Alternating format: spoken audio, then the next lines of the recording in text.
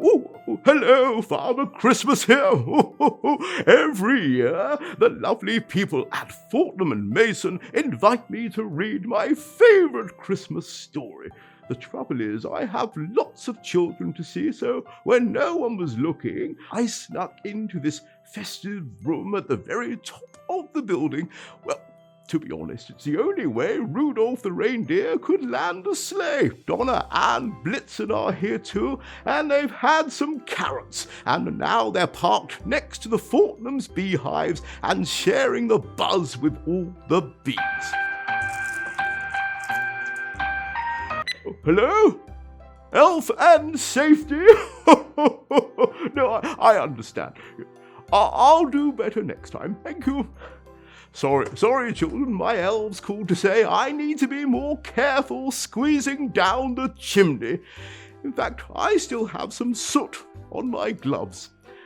I wish I could read to you in person, but this year we've decided to do things differently, and I'd like to share this story with as many children as possible. So, let's get started with a story that's almost 200 years old, and it's called It Was the Night Before Christmas.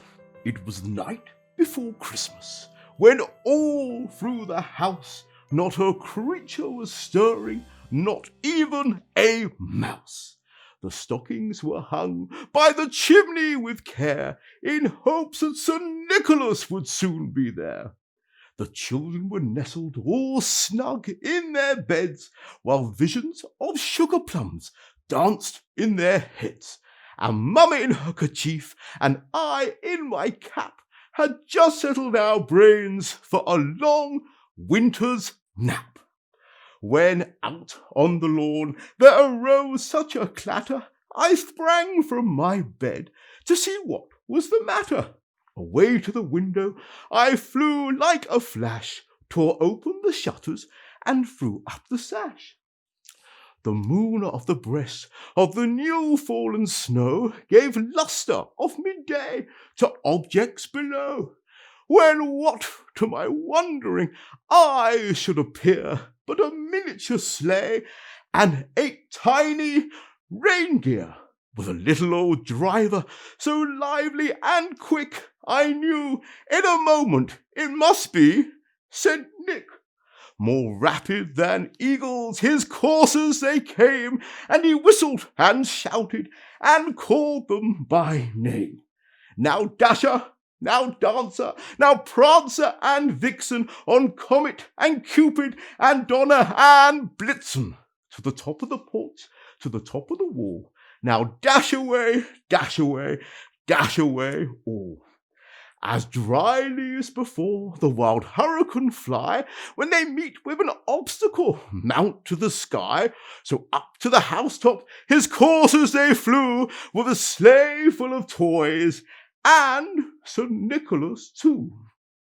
And then, in a twinkling, I heard on the roof the prancing and pawing of each little hoof, as I drew in my head, and I was turning around. Down the chimney St. Nicholas came with a bound. He was dressed all in fur, from his head to his foot, and his clothes were all tarnished with ashes and soot. A bundle of toys was flung on his back, and he looked like a peddler just opening his pack. His eyes, how they twinkled, his dimples, how merry, his cheeks were like roses, his nose like a cherry. His droll little mouth was drawn up like a bow, and the beard of his chin was as white as the snow. He had a broad face and a little round belly that shook when he laughed like a bowl full of jelly. He was chubby and plump, a right jolly old elf, and I laughed when I saw him in spite of myself.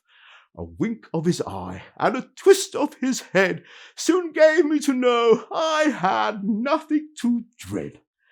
He spoke not a word, but went straight to his work and filled all the stockings, and then turned with a jerk, and laying his finger aside of his nose, and giving a nod, up the chimney he rose. He sprung to his sleigh, to his team gave a whistle, and away they all flew like the down of a thistle. But I heard him exclaim, as he drove out of sight, "Merry Christmas to all, and to all a good night!" That means it's time for me to head back to the North Pole. Don't forget to leave a note on Christmas Eve.